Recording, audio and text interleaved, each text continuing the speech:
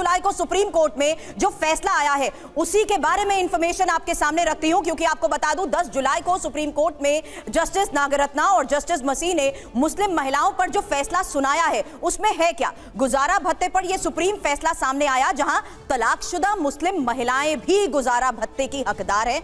यह कहा गया सीआरपीसी की धारा 125 के तहत महिलाओं को हक मिला और गुजारा भत्ते पर हर धर्म की विवाहित महिलाओं के हक की जो बात कही जा रही है उसी आधार पर हम चर्चा भी कर रहे हैं। और साथ ही मुस्लिम तलाक संबंधी कानून 1986 से अलग फैसला, और साथ ही ये 10 जुलाई को जो फैसला आया है सुप्रीम कोर्ट का, उसी आधार पर समीर इस वक्त बड़ी खबर भी यही है और चर्चा भी उस लिहाज से की जा रही है कि आखिर अब मुस्लिम लॉ बोर्ड की तरफ से बैठक में क्या बड़े फैसले हुए हैं।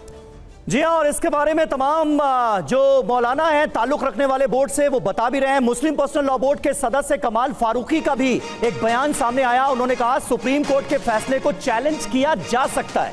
कई मामलों में सुप्रीम कोर्ट ने अपने ही फैसले निरस्त किए हैं, कई फैसलों में सुधार किया गया है।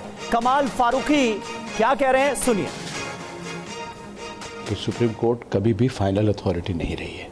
सुप्रीम कोर्ट के बाद सुप्रीम कोर्ट के अंदर ही फिर दोबारा भी उसको चैलेंजेस करने के मौके मिलते हैं। And an number of times we have seen it the supreme court को अपने ही ऑर्डर्स को बाद में निरस्त करना पड़ा है, उसको फिर दोबारा अमेंड करना पड़ा है, उसको करेक्शन करना पड़ा है। तो जिससे प्रोसेस ऑफ लॉ। अब आपको बता दें सोशल एक्टिविस्ट ताहिरा हसन भी इस वक्त हमें ज्वाइन कर चुके हैं। ताहिरा जी, अगर आपने स्टूडियो में चर्चा की शुरुआत सुनी हो कि आखिर किस आधार पर इस फैसले के खिलाफ बड़ी बातें कही जा रही है, क्योंकि हकीकत क्या है? हकीकत यह है कि कोर्ट ने भी ये माना है कि बात महिलाओं के हक की है। नहीं, बिल्कुल। देखिए, मैं बोलूंगी, बीच में इंटरप्ट ना करें, सुन ले, इसके बाद में अगर खिलाफ जो भी वो कहना चाहे कह सकते हैं। मेरा कहना है कि जब मुस्लिम महिलाएं भी इसी देश की नागरिक हैं, इसी भारतवर्ष की नागरिक हैं, तो उन्हें भी पूरा हक और हुकूक है कि उनको वो सारे राइट मिले और सारी फैसिलिटीज मिले और पूरे कानूनी फायदे जो हैं उनको भी मिले। तो जाहिर है हमारी महिलाएं जो अपनी जिंदगी का एक लंबा हिस्सा घर को संवारने में, बनाने में, फैमिली को बेहतर करने में देती हैं, उनको अगर अबेंडन कर दिया जाता है इस तरह से, और स्पेशली वो महिलाएं जो इंडिपेंडेंट नहीं है फाइनेंशियली, तो आप बताइए इस तरह से कहां से इस्लाम इस गैर इंसानी बात को पे मोहर लगा सकता है? कभी नहीं लगा सकता। कुरान तो इंसानियत पे मबनी है। तो वो औरतें अगर कोर्ट जाकर अपना खर्चा मांगती हैं, अपनी जिंदगी जीने का सम्मानजनक तरीके से जीने के लिए जाती हैं, इस पे बुराई क्या है? आर्टिकल 21 राइट टू लाइफ, उसका मतलब सिर्फ सांस लेने से नहीं होता है, डिग्निफाइड लाइफ से होता है। और कह रहे हैं एक बार, अभी जो पहले पार्टिसिपेंट थे उन्होंने कहा एक बार इतना दे देंगे। अरे जमीन पे उतरिए, यहाँ इतने मार्जिनलाइज क्लास की हमारी महिलाएं हैं जो जाके क्या रहती है, एक एक कमरे में उनका मैकर है और उसमें अपने जवान बेटी के साथ रह रही हैं, भतीजा भी जवान है, वहां पे एक एक कमरों में, वहां नहीं उनका गुजारा होता, वो बेचारी कहाँ चली जाए? डिस्ट्रीट्यूट बना देंगे आप? कितना पैसा दे देगा वो मर्द जो पंचर जोड़ रहा है, जो कुंचा लगा रहा है, जो जरदोजी का काम कर रहा है, जो चिकन का काम कर रहा है, तो आपको कितना पैसा एक बार में दे देगा कि औरत की पूरी जिंदगी संवर जाएगी? अरे इंसानियत की बात भी कीजिए, इस्लाम की वो पिक्चर ना पेश कीजिए आप लोग की जो लगे कि इस्लाम जो है वो बारबरिक उस पे चलता है। ऐसा कहीं कुछ नहीं है।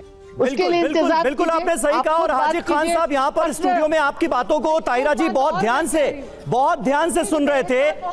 जी मैं आता हूँ आपके पास, दोबारा आऊंगा। हमारे साथ शाइस्ता अंबर भी इस वक्त जुड़ चुकी हैं और शाइस्ता अंबर की पहचान मैं आपको बता दूं, मुस्लिम महिलाओं की बहुत बुलंद आवाज है, ऑल इंडिया मुस्लिम महिला पर्सनल लॉ बोर्ड की अध्यक्ष भी हैं। शाइस्ता जी, यहाँ पर आपने सुना, क्योंकि यह कहा जा रहा है कि भाई 3 महीने से ज्यादा की जिम्मेदारी नहीं और मेहर के रकम के बराबर से ज्यादा हर्जाना नहीं, अलाउंस नहीं, एलिमनी नहीं, यानी 1985 में शाह बानो के साथ जो नाइंसाफी हुई, तब से लेकर अब तक आज हम 2024 में भी खड़े हैं।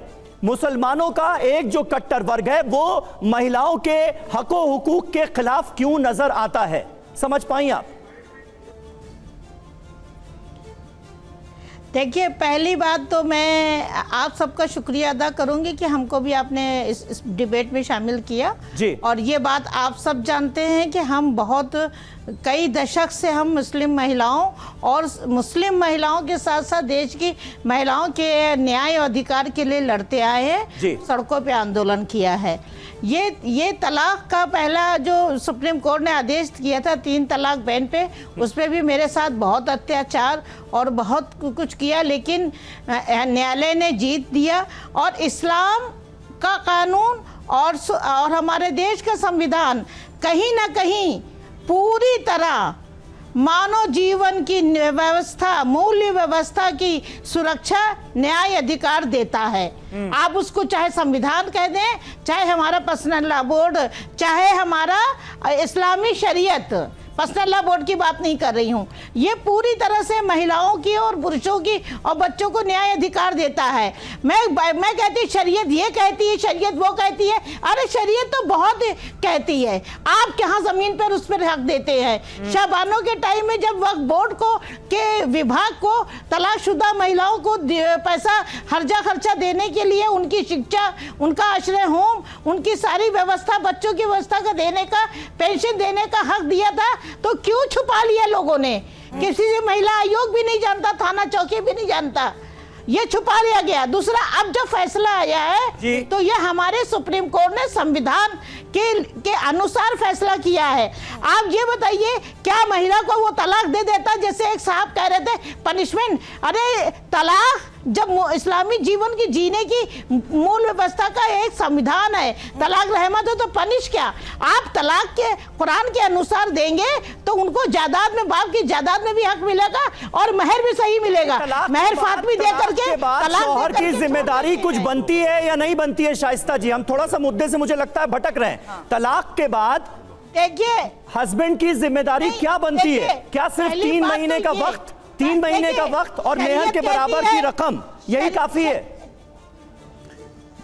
देखिए, शरीयत ये कहती है कि तलाक जब कुरान के अनुसार हुआ तो शौहर का हक नहीं है, लेकिन ये भारत संविधान से चलता है और हमारे देश की व्यवस्था में अगर जब शौहर और पर्सनल लॉ बोर्ड कोई व्यवस्था नहीं कर रहा है बैतुल माल की, कोई ऐसे बैतुल माल और चैरिटी नहीं कर रहा है, तो औरत सड़कों पे भेड़ियों के हवाले हो जाए, उसके माँ बाप मर जाएं, उसके भाई बोझ ना उठा पाए, तो अपनी जीविका चलाने के लिए कहाँ जाए? सड़कों पे बैठी रहे?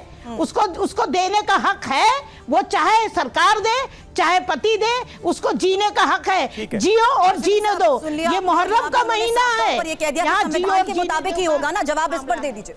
नहीं, मुझे तो शाइस्ता अंबर की बात सुनकर एक सवाल और इन्होंने बड़ा तकड़ा खड़ा कर दिया है कि तलाक के बाद में जायदाद में भी हिस्सा होगा औरत का अधिकार है। ये देखिए कितना बड़ा इन्होंने एक सवाल और खड़ा कर दिया है। आप तो गुजारा भत्ता की बात कर रही हैं। बाप की जायदाद कहाँ है? आप सुनते कम है, आप सुनते कम है। बाप की जायदाद में हक बताया है, शौहर की जायदाद में, शौहर की जायदाद में हक है, तो बाप की जायदाद के बाद तलाक देने की बात नहीं हक है, क्योंकि उसमें भी हक कम है। कौन सा धर्म जायदाद में हिस्सा देता है? ये तो इंडिविजुअल फैसला भी हो सकता है ना साहब। ये तो हाँ बिल्कुल देते हैं। क्यों नहीं देता भाई? क्यों नहीं देता? अरे बेटियों को लेकर भी कैसे अलग चीज है साहब? बेटियां अलग चीज है कैसे? एक मिनट रशीदी साहब आप कंफ्यूज हो रहे हैं।